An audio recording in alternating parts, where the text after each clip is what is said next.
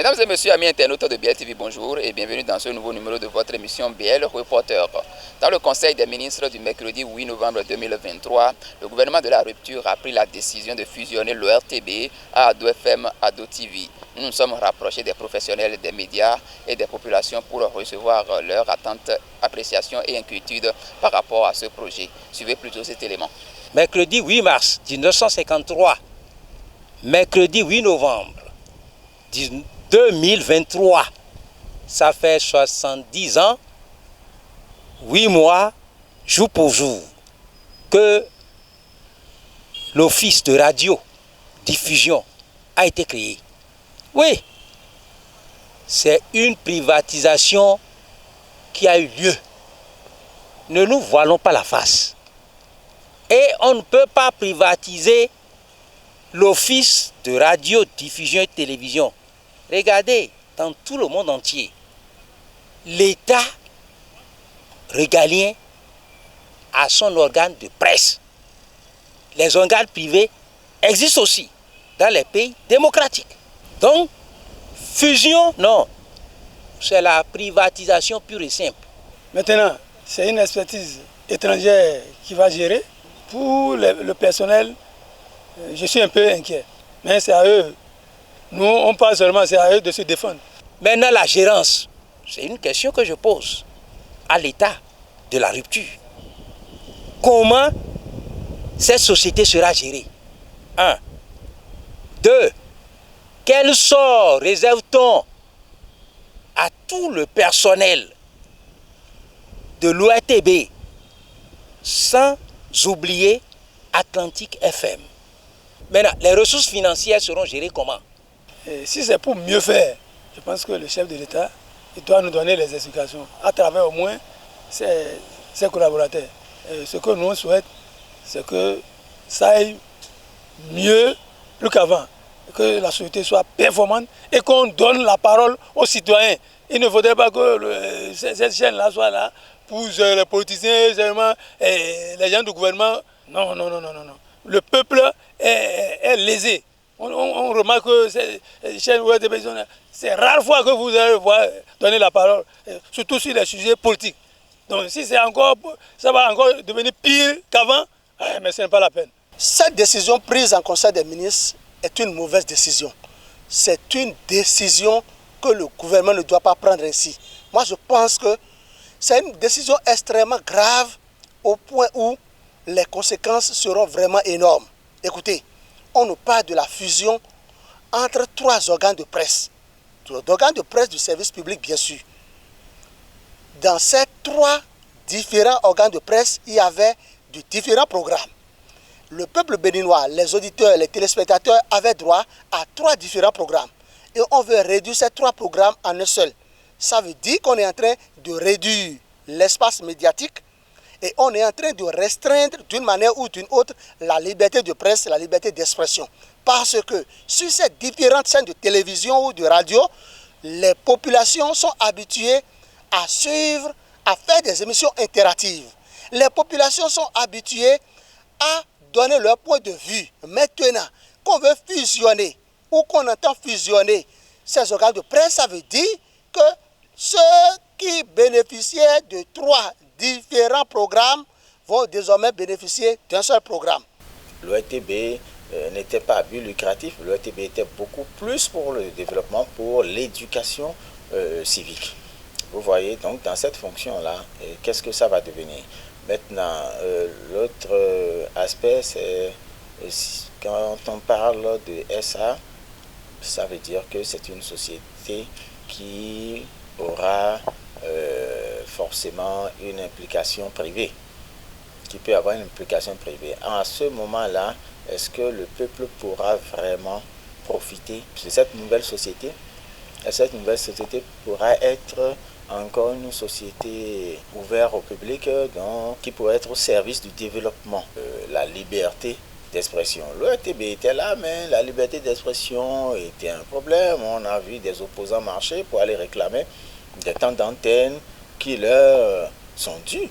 D'abord, un sentiment de surprise parce que je m'attendais à des réformes au niveau de l'ORTB. Donc, je ne savais pas que cette réforme allait prendre ce format-là. Dans tous les cas, le Conseil des ministres a été très taciturne sur ce qui est envisagé, cette décision. Donc, on attend de voir ce que cela va donner.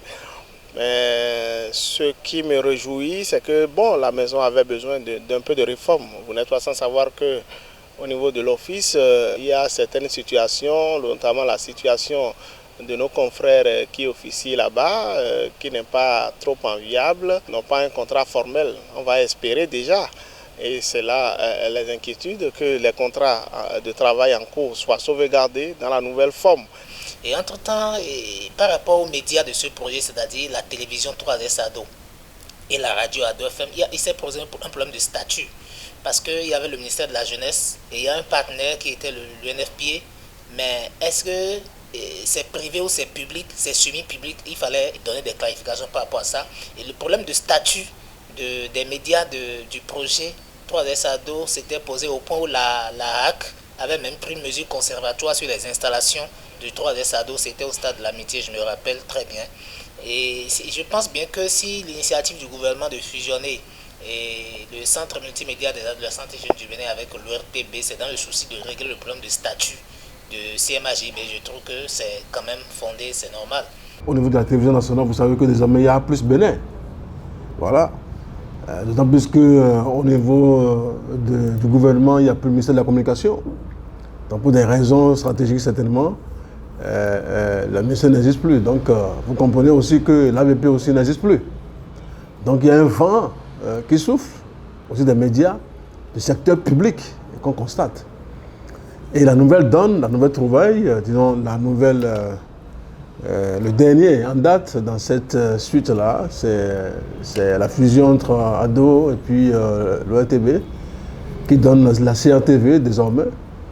Donc je crois qu'en soi, mathématiquement, il n'y a pas trop de surprise puisqu'on sent un vent de changement qui frappe les médias et services publics. Si je suis la dynamique du chef de l'État, il s'agira de dynamiser le service public de l'information et de la communication. Dynamiser. Donc, refondre pour mieux faire. Pourquoi le centre multimédia? Moi, je trouve que c'est une bonne chose que le centre multimédia soit fusionné. Parce qu'Ado FM, Ado TV, c'est un projet de Fonds des Nations Unies pour l'éducation, en matière de population, pour le FNIAP. Et c'était de permettre aux jeunes de faire de la télévision, de la radio, en termes de programmes qui les concernent. Les jeunes parlent eux-mêmes et pour eux-mêmes. Et donc, aujourd'hui, en englobant ce centre, l'ORTB entre dans une dynamique de spécialisation aussi. On pourrait voir peut-être, pourquoi ne pas espérer et ne pas penser que dans cette dynamique, on aura un ORTB avec SRTB 1, SRTB 2, SRTB 3, dans la dynamique de RTB, de RTI, par exemple, si je me trompe. Donc, je pense que dans cette dynamique, on aura un service public animé, dynamique et répondant sans doute aux attentes des populations et donc du gouvernement. Le gouvernement ne doit pas avoir en tête l'idée de la fusion des organes de presse. Pas du tout. Moi, je suis contre ça. Je suis farouchement contre ça parce que quand on passe à une fusion, la première conséquence, c'est qu'il y a perte d'emploi. Les jeunes qui travaillent à Ado FM, à Ado TV, quand on va mettre en pratique cette décision du Conseil des ministres, c'est clair qu'on ne peut pas retenir tout le monde. Ceux qui sont en attente de renouveler leur contrat vont le perdre. Ceux à qui on veut attribuer les tout premiers contrats, ils vont aussi les perdre. Ça, c'est une évidence. Il ne faut pas qu'on se leurre. Il ne faudrait pas que la phagocytose entraîne une sorte de disparition d'un certain nombre d'emplois. Et en la matière, la fusion, qui est une fusion certainement en équipement, qui est une fusion de l'administration, qui va aussi concerner la fusion du personnel. Et qu'en cette matière-là, il ne faudrait pas que Ado FM, qui est, disons, le maillon faible de cette fusion-là, ne subisse pas les contre-coups de cette fusion, disons cette réforme-là.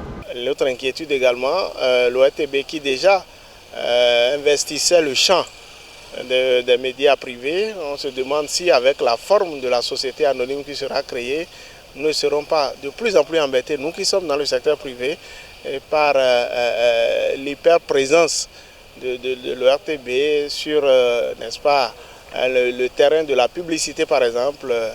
Moi je me dis que le gouvernement a le souci peut-être de tout mettre en un pour améliorer peut-être la gouvernance et faire exécuter un certain nombre de chantiers. C'est ce que je me dis. Et si c'est dans ce souci-là, il n'y a pas de souci. Maintenant, le souci qu'on peut avoir, c'est par rapport au fait qu'on veut savoir si ce n'est pas une manière de vouloir commercialiser le service public de l'information. Mais si c'est ça, ça ne va pas être trop bon parce qu'en réalité, ce que l'État apporte et comme financement, comme appui aux médias de service public, c'est un devoir, c'est une fonction. La Constitution dit que l'État assure le droit du public à l'information. Donc, ce que l'État fait dans le service public de l'information, c'est un devoir pour l'État de le faire. Donc, les médias de service public n'ont pas pour vocation de produire du bénéfice à l'État. Ça ne peut pas être à 100% des entreprises commerciales. Maintenant, quand on passe de office à société, il ne faudrait pas que l'aspect commercial prenne le dessus. S'il n'y a pas une volonté de renforcer la capacité intellectuelle des professionnels des médias, de former les professionnels des médias, de mieux payer les journalistes, de leur donner le minimum de matériel et de leur donner le minimum de moyens financiers. C'est de ça qu'il est question. Nous avons aujourd'hui la convention collective qui n'est pas du tout respectée. Le gouvernement doit se pencher sur ces points. Moi, je pense que le problème est ailleurs.